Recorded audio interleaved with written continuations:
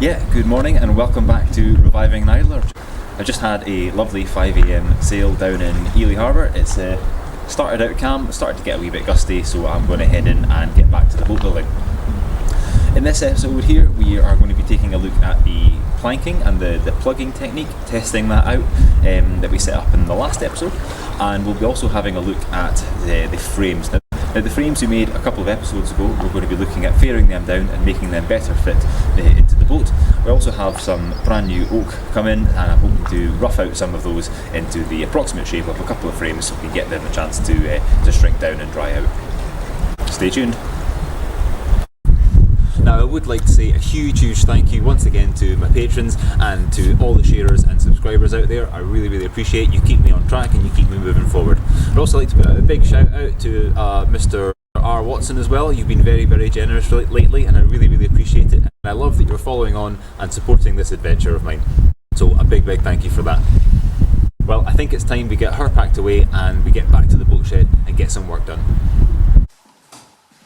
Okay, so we jumped ahead a little bit and I've got our plugs in and I've got our ribs nailed to the back of this piece of wood, and the breakdown is simply we've got a parallel plug, so the grain is parallel to the wood, so the grain is running this way. We've got across the grain plug, so the grain is running this way, and we've got the same here and here, except these ones have been glued in as well with a very thin smear of unthickened epoxy, just your resin. And the idea behind that is to act as a kind of tackiness to sort of hold the plug and seal up some of the grain, rather than to actually glue the plug in place. The nails will be doing the holding. These ones over here, however, they are in completely loose. There's no glue or anything in there with them at all, as I want to give them the maximum chance to expand and mess about with the plank swelling. So the first test is simply to try and pull them off, see what happens. And for that we'll need a hammer, a wrecking bar and a vise, and we've got all those things. Cut!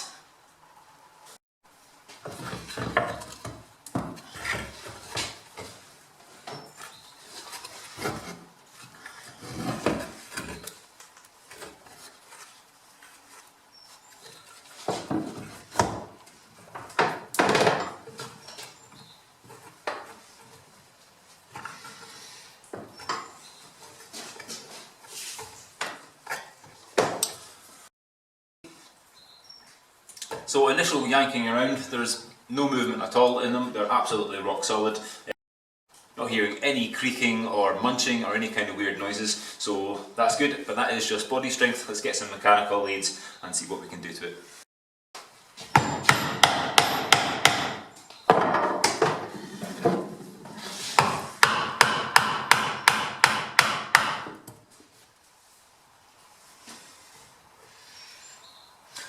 Okay, we managed to get a little bit of movement opening up this side here by hammering down through the plug. Now bear in mind the plug will compress as it's pulled in, so we've managed to open up a little gap in there. You probably can't see that.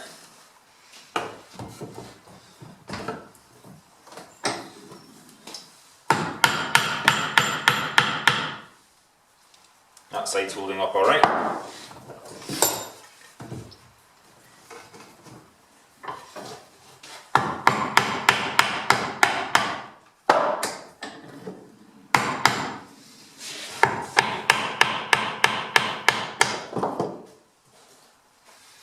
Okay, these ones aren't moving at all either.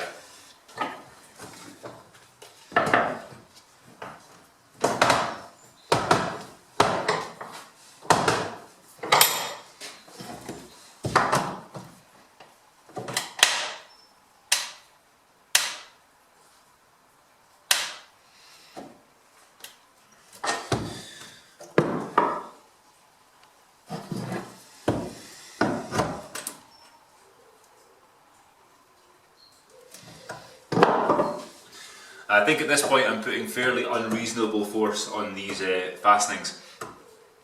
I think the plank would, that individual nail would never come under that much force that I'm putting on there from levering up the hammer there. I declare that a good test. I think we're not getting any kind of realistic wiggling. All in, I think that's working quite well, those plugs. The big issue that I think we're going to see is in the soak test. That's where I think we're really going to see our issues. I'm really keen to see what happens as the planks start to take up, because it's splitting the plank is what I'm most worried about. It's a fairly straightforward thing to put a wedge into a plank of wood and anchor a nail into it. That's kind of simple.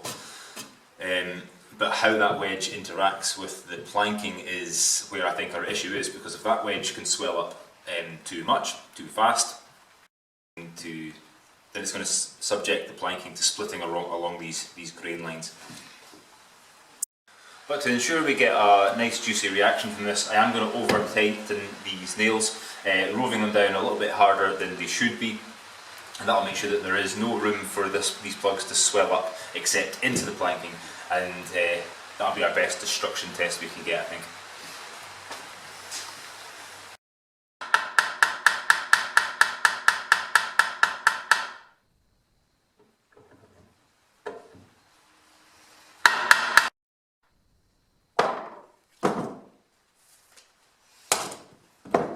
Right, let's just go find a bucket of water, dump these in there, and we'll come back to them later. Yes, so it's been around about 2 weeks since we submerged this. And we taken it out yesterday and given it a little chance to dry off so we can actually see the grain, but the actual wood itself is completely saturated. No cracks at all, which I'm surprised at. The plugs with the end grain showing out this way, they do look a little bit rough. They do look like they've not behaved, like they've kind of deformed. If I show you this one here, they have been moving in there,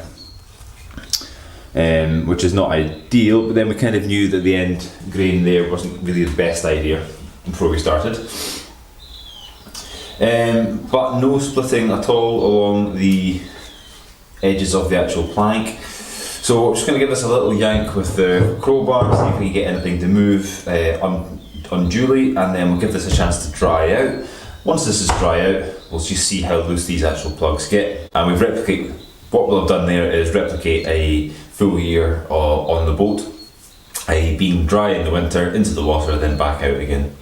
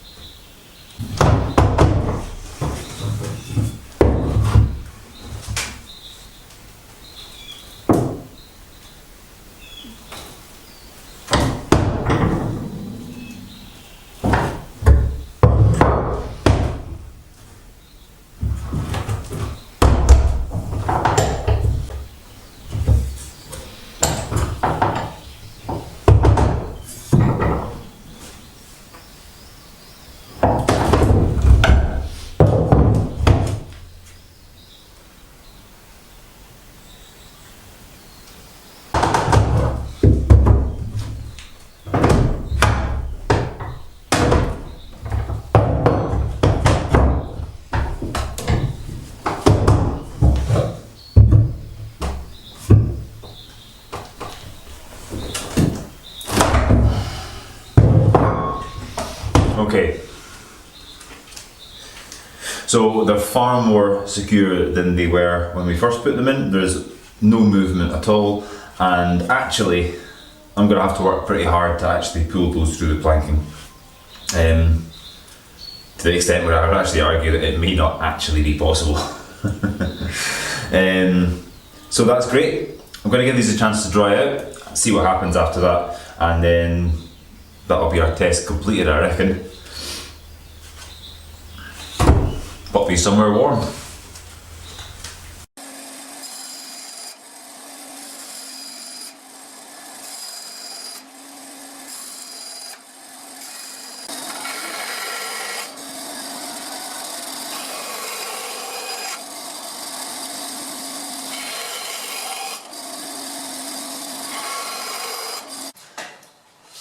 So, what on earth am I doing?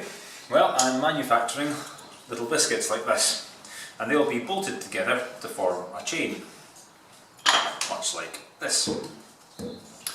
Now this chain I can lay along the inside face of the planking, and it will be able to manipulate and move to whatever shape that may be, and it's stiff enough that it's not going to flex out of shape too easily.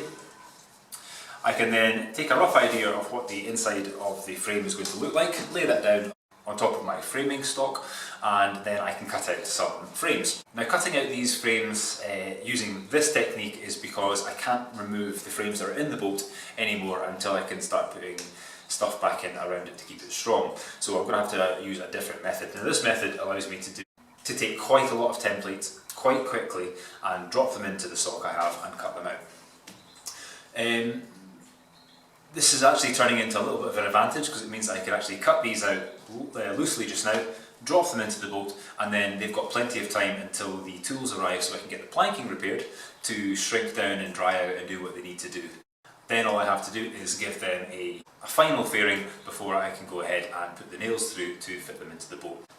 So we're kind of using this sort of downtime to our advantage at the moment using this method. So the next frame I want to have a look at is going to be this one here. This is obviously quite a significant frame, it's quite large, and it has this large floor in it as well, so we're looking at potential iron problems behind this. So I want to have a look at this one next to try and iron out any issues that we may have in this before we do anything else around the boat. It's also well supported on either side by new frames, so I think we can go ahead and take the template of this one and try and follow this line. So forward at this point, the taper of the hull is going sort of in that way or coming up this way, so this will be our widest frame. So if we take our mould, lay that in at the keel, down here, and I've made this sort of flat corner here so I can get it right in flush with the line of the rabbit, and then take it from there, and then simply we want to push it in so as much of these lie flush and flat with the planking as we can get, because we want to ultimately draw a line around this and be able to transfer it up into the rest of the boat. So do take your time and make sure you're getting this nice and smooth.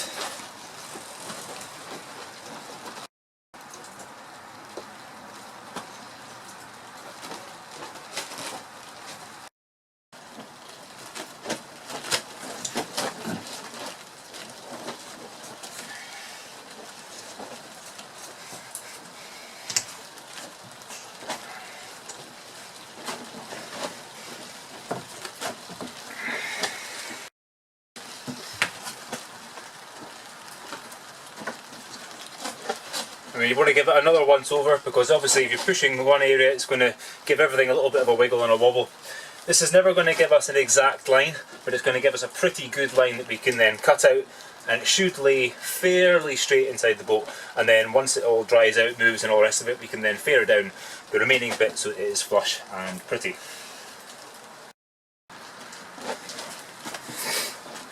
Now comes the tricky bit. We've got to try and get this out here and into the workshop without moving it.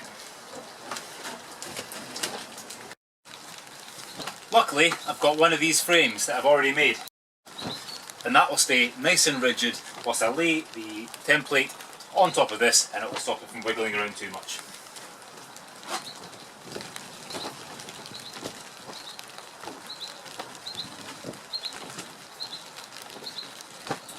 Now obviously it's important to have really tight nuts and bolts.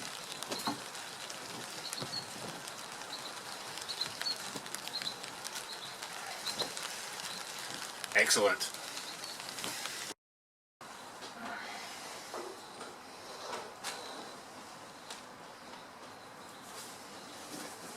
Now that we're back in the shop, we can lay out our stock, and transferring our template gently to the, find that we've put the log the wrong way around. Try that again.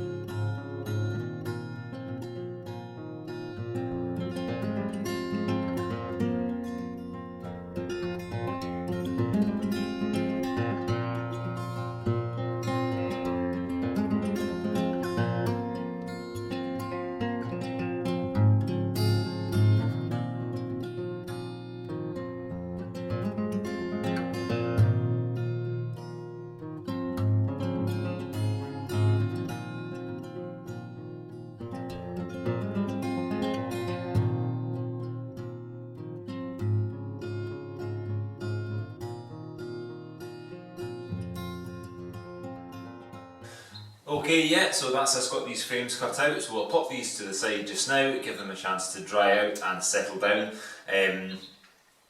For the meantime, we're going to nip back into the boat and have a look at those first frames that we put in before and get them faired down and get more or less the final fit done. We'll also have a look at that floor as well. So as you'll remember from the last episode, we're looking at doing our best to repair the holes in the planking, some of the iron thickness, and we're replacing some of the planks that are the worst hit. I do believe we're going to be able to repair quite a lot of them, but as I said in the last episode as well, we're not going to be able to repair all of them. So with that in mind, we're going to bring this frame down to meet its original location on the boat and just do what we need to do to get that faired in and shaped up. It's had plenty of time to shrink down to a point where it's not going to change too much more. We've also got this floor to have a look at as well. As you can see, this is very loosely cut to shape. There's a lot of fairing to come out of this. Anyway, enough whittering.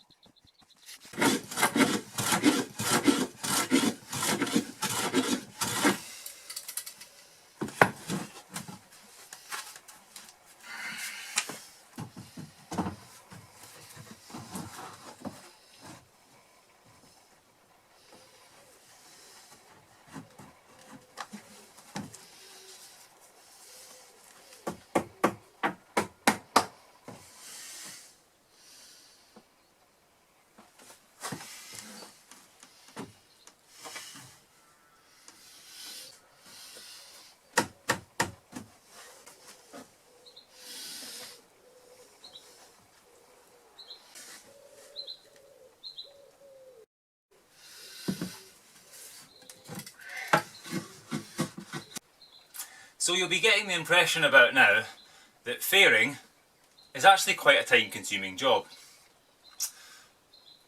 When these boats were built, as you've possibly seen in other videos, the frames would be erected, and then there would be battens laid along and they'd be faired by eye, sort of as a primary sort of fairing. And then every plank that went on after that, there'd be another bit of fairing getting done. Just bringing everything increment by increment just slightly closer to a true sweet curve in all aspects. Trying to do that with the planking on, very time consuming, very slow going. We are getting closer, we're getting warmer. You're trying to fair every plank as you go because you've got to match that curve on the outside. Added in the extra complication that a lot of these planks, as you can see, are kicked out. So you've got to kind of take what is going to be where the curve is going to be when the plank is actually nailed and brought back in. If I can show you here, you can see that we've got this step is still there, and you've seen that in previous videos. Once we get all the nails in along this line, we'll be able to tighten all these nails up, and that will bring that bottom half of the plank in. So I've got to bear that in mind when I'm actually fairing, because some of these planks are kicked out. Although time consuming, it is actually a very satisfying job. Nice and quiet too with the hand tools. Lovely.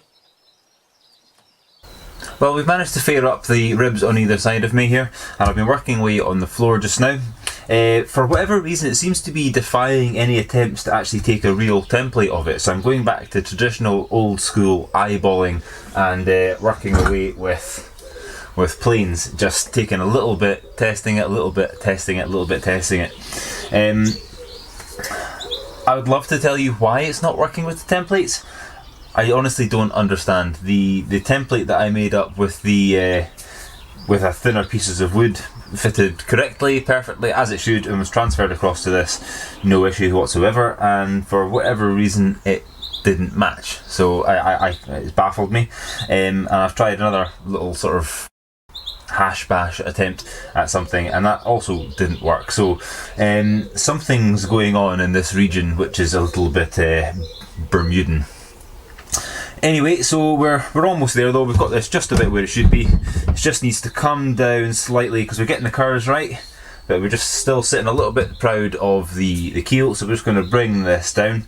Once that's done, we've got a little bit of additional work to do on this. We've got a little crack, a little check opening up here, so I'd like to try and arrest that before we go any further. And we also got a cut to take out of here because we don't need all of this wood to be intact, we just need the beam at the top.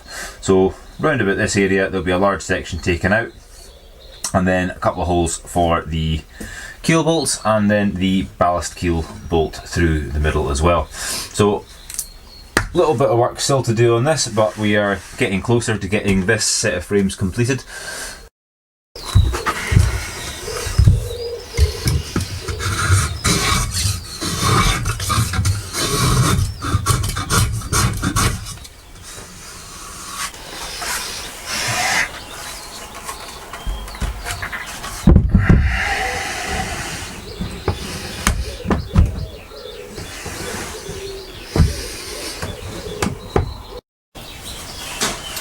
Now just one last thing before we go. It's not going to be a good, fair or even fun test unless we take this plank to destruction.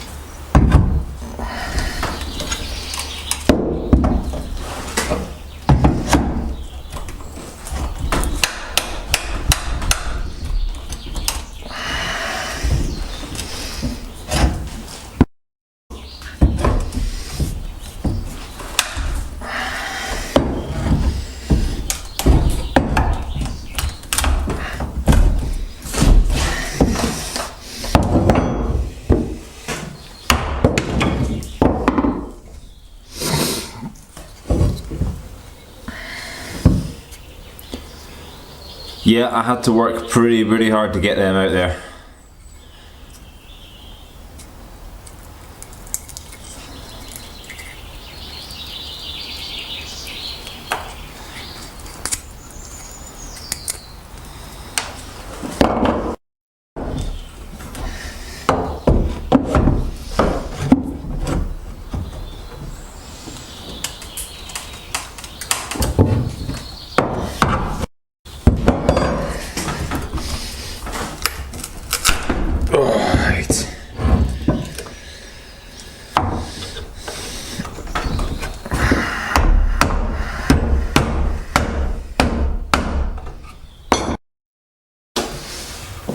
Well, the results are in. We could not pull the nails that were epoxied in. We had to basically split the rib down the grain and break it off the nails, leaving the rows and nails in place. The other ones, just as tapered by themselves, they did pull out, they did pull through, but it took a lot of work. There was a lot of unreasonable force, and if you look, it actually just pulled the barrel out the middle of the plug. The grain direction would have allowed that to pull through itself. Whereas if you'd had a cross grain on it, that would have been even harder still. So going forward from this point, I'm confident that I can repair some of the planks using plugs, whether they're tapered, flat, or just large flat Geralds. I will be able to repair a lot of the planking. I'm confident that it's going to be strong enough, and I'm confident that it's going to at least weather a few wet and dry cycles. I'm even convinced that I'll be definitely using some form of adhesive in the holes as well. Whether that's an epoxy or resorcinol, I still haven't quite made my mind up on that one yet. Epoxy is definitely bomb-proof, so is resorcinol if used correctly. But there is something to be said for something a bit softer like a polyurethane as well, just to sort of allow the planks full freedom of movement. However, not much more we could do with the planking until we get these cutters in. So hold on to these just now, and then we will go and have a look at the framing, try and get as many frames and steamed ribs into the boat as possible before we get onto the planking. Well, that's about all I've got time for this week. Stay tuned for the next episode, where we're going to be continuing to fare down these larger frames, get the old ones out of the boat, and hopefully start installing some of these new ones. And generally just plodding along at the long process of getting these planking prepared and getting these frames back into the boat. Thank you for watching, sharing and subscribing, and a massive thank you to all of my patrons. Until next time, have fun and take it easy.